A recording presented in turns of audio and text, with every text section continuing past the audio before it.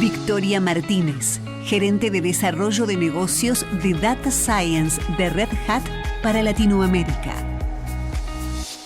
Victoria, gracias, bienvenida. Muy buen día. Cordobesa ella. Cordobesa, por supuesto, pero representando aquí en Buenos Aires, el corazón del país. Bueno, un placer y trabajando también en Red Hat, que es una compañía que tiene presencia en toda la región, por otra parte. Totalmente, una presencia global y donde hoy vamos a hablar de inteligencia artificial. Todo suyo. Muchas gracias, Pablo. Buen día a todos.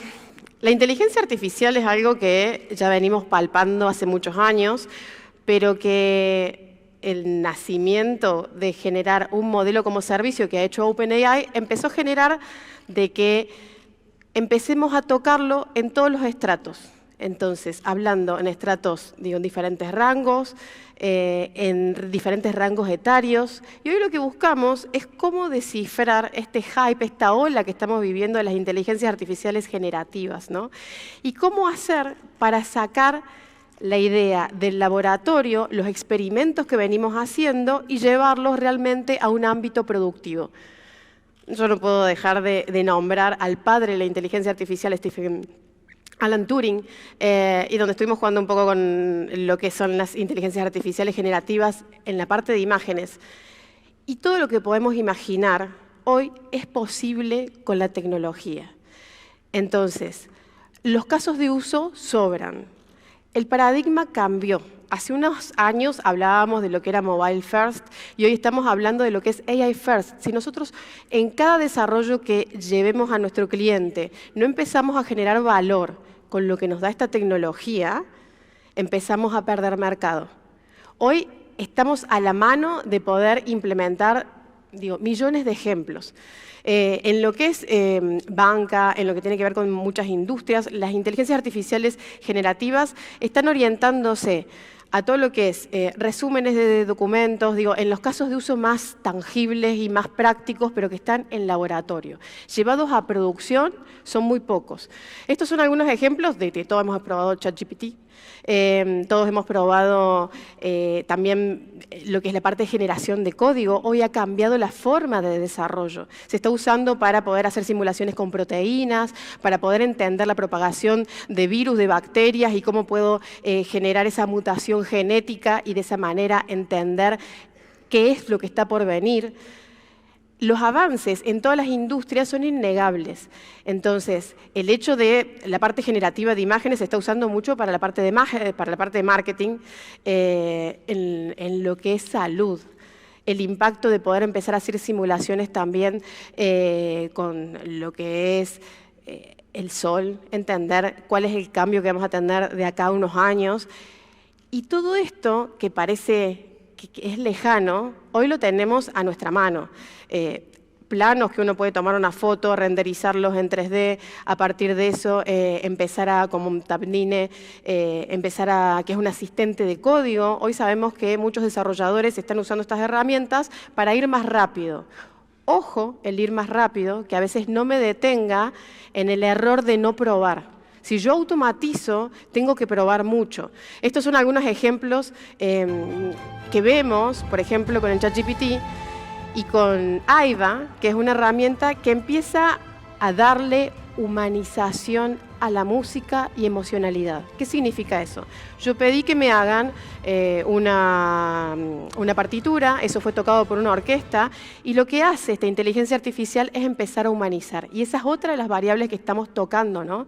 Cómo poder empezar a humanizar el contacto con el cliente, todo lo que tiene que ver en la venta, en e-commerce, en la búsqueda de videos, en cómo puedo empezar a hacer que la información llegue al cliente y cómo poder empezar a suavizar ese contacto. A todos estos chatbots que ya los venimos trabajando hace mucho tiempo, dejen de ser una guía de trámites y empiecen a ser realmente asistentes virtuales donde uno pueda seguir esa conversación independientemente de, así yo llamé hace 3 días, y poder empezar a conectarlo con diferentes sistemas. Y eso es realmente la humanización que podemos empezar a tener y estandarizar lo que es la atención al cliente. ¿Dónde estamos ahora? Hoy, dentro de lo que son estamos viviendo las inteligencias artificiales que les llaman débiles, que son las narrativas. Vimos lo que fue todo el boom cloud, el boom mobile, ya eso es impensable, no tener una primera interacción en que funcione en cualquier tipo de dispositivo. Lo mismo sucede con las inteligencias artificiales. Y luego vienen las otras dos etapas, ¿no? Las etapas de las inteligencias artificiales generales, que se llaman las inteligencias artificiales, superinteligencias artificiales. Hoy, en la etapa en la que estamos, es en la definición de qué plataforma. Hicimos muchos experimentos, probamos muchas tecnologías, pero tenemos que entender cuál es la plataforma y empezar a ordenar la práctica. Esto es el momento del Machine Learning. Después viene lo que se llama Machine Intelligence, que es justamente que uno pueda tener ese poder como el hombre tiene para poder resolver diferentes situaciones. No es entrenar a un algoritmo profundamente en un solo conocimiento. Y después todo lo que vienen las inteligencias artificiales que se llaman Machine Consciousness, que es la parte de conciencia, son las superinteligencias artificiales. Eso es lo que va a venir. Pero hoy tenemos que ordenar nuestras plataformas y empezar a darle gobernanza y seguridad. Y ahí aparecen los miedos, los desafíos y cuáles son estos efectos inhibidores que estamos teniendo. El costo.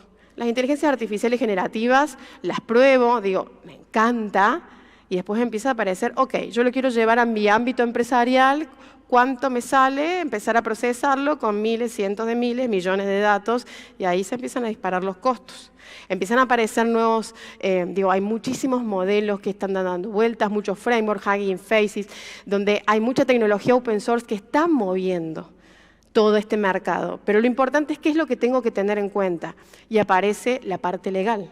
Aparece la parte ética del uso y la parte tóxica de cómo empiezan, toda tecnología generativa siempre va a responder. Y va a responder en base a lo que fue entrenado. Entonces, ¿quién entrenó? ¿Cómo lo entrenó? Si es un modelo que se ofrece como servicio, a veces si yo lo quiero hacer específico para mi empresa, no me interesa que responda cuál es el presidente de Estados Unidos, sino que responda específicamente lo de mi negocio. Entonces, aparecen modelos fundacionales, modelos que toman menos parámetros, pero toman lo entrenado que ya tienen y directamente pongo la cápsula de conocimiento específica en mi negocio. Entonces es muy importante tener en cuenta todos estos factores inhibidores y, y los bias que aparecen justamente en estas tecnologías para realmente poder llevarlo adelante como proyecto. Generalmente un proyecto de inteligencia artificial, esto es estadísticamente, tarda de 7 a 12 meses de llevarlo a producción, ¿no? Imagínense con la velocidad con la que están saliendo cada vez más tecnologías. Esto es un landscape de este año, antes de que empiece todo el boom importante que ya fue el año pasado de las inteligencias generativas. De lo que tengo que usar, sí, voy a implementar Computer Vision, procesamiento del lenguaje natural, Machine Learning Ops, en la parte clásica de BI. Imagínense que le sumamos la parte de inteligencias artificiales generativas.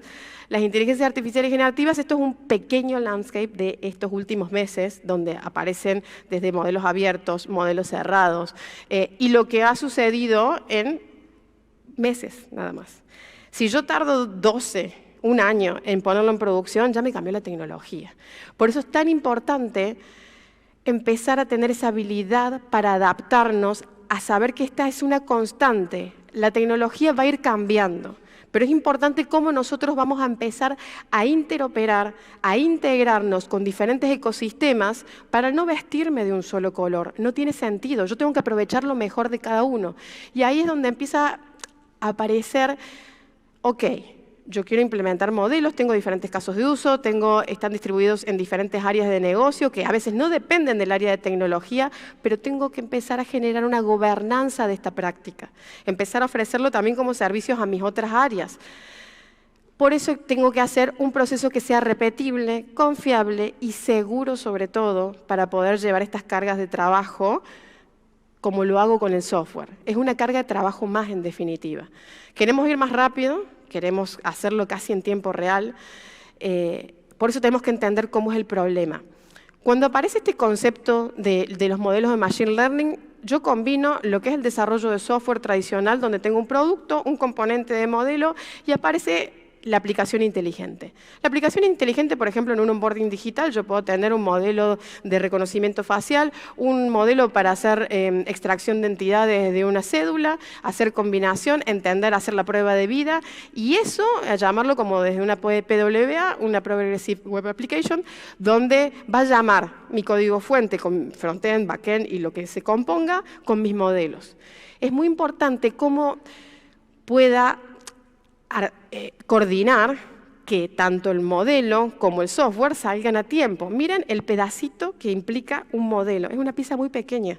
Yo tengo que entender ese modelo, con qué datos fue entrenado, cuáles fueron los resultados de ese entrenamiento, entender ese modelo, apificarlo, disponibilizarlo en algún servidor o en algún, el servidor puede ser en la nube, en un edge, no importa dónde, pero son muchos componentes. Entonces, por eso es que no se trata nada más de qué herramienta voy a utilizar para desarrollar el modelo, sino todo lo que tengo que usar para que este ecosistema pueda progresar y realmente convertirme en una empresa dirigida por datos y donde implemente la práctica de AI First que estábamos hablando anteriormente. Si yo voy a implementar un caso de uso, lo puedo hacer artesanalmente, 2, 3, 5. Pero cuando empiezo a generar más de un caso de uso, ya necesito hablar de un concepto que se llama plataforma de Machine Learning. Las plataformas de Machine Learning me permiten que interactúen diferentes roles, equipo de infraestructura, de desarrollo, ciencistas de datos, cada uno con su ecosistema, pero que haya una gobernanza, porque si no realmente se vuelve caótico. Pero la clave es la libertad. La libertad para poder elegir cualquier herramienta, o sea, no atarnos a una sola.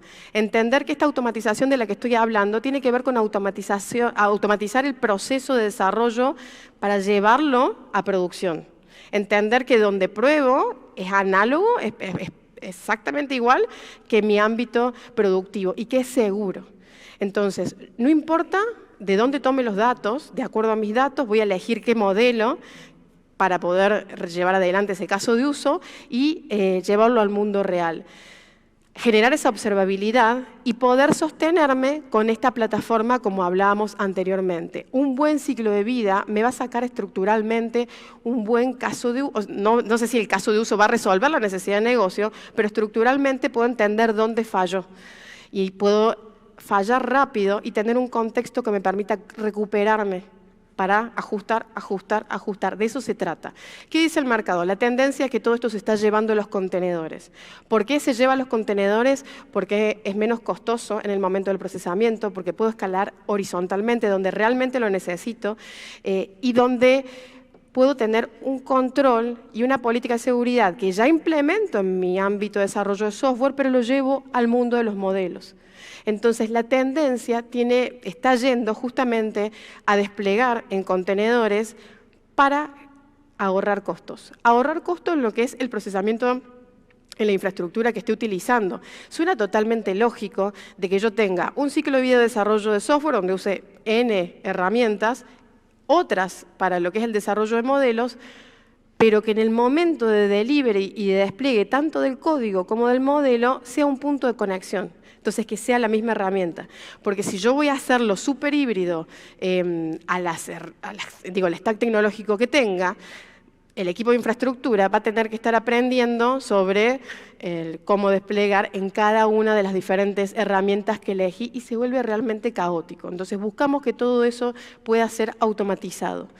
Realmente me termina generando ahorros de costos. Si uno dice, ok, ¿cuál es el impacto total económico de implementar una plataforma de Machine Learning que sea híbrida para implementar esto que hablamos de automatizar? Es la práctica que se llama Machine Learning Ops, que es la operativización de los modelos. Entonces, si yo tengo, hay diferentes estudios que se hicieron en donde el retorno de inversión de un 210% se hace en un promedio de 13 meses, generando un ahorro de infraestructura de un 30% al menos. A veces el 50%, a veces un 60%, pero en un promedio de un 30%. Dentro de ese ahorro de infraestructura, imagínense que en un proyecto realmente es grande, un ahorro de los costos y de la operativización en cuanto al desarrollo de un 60% de los desarrolladores y de los cientistas de datos de un 20%. Entonces, busquemos la manera de hacerlo realmente ágil y fácil. Por eso, algunas consideraciones. Es importante entender y generar un contexto de experimentación que sea ágil, para primero poner foco en qué voy a resolver. No se sesguen por la tecnología, sino entender el caso de uso que van a implementar para que realmente tenga valor. Entender qué políticas implementar para lo que hablábamos de los sesgos, para el tema justamente de las variaciones y el bias que tienen estas tecnologías generativas. Entonces, cómo poder mitigar estos escenarios. Entonces, todo el aspecto legal que tengo que tener en cuenta cuando voy a empezar a incorporarlo también como un servicio.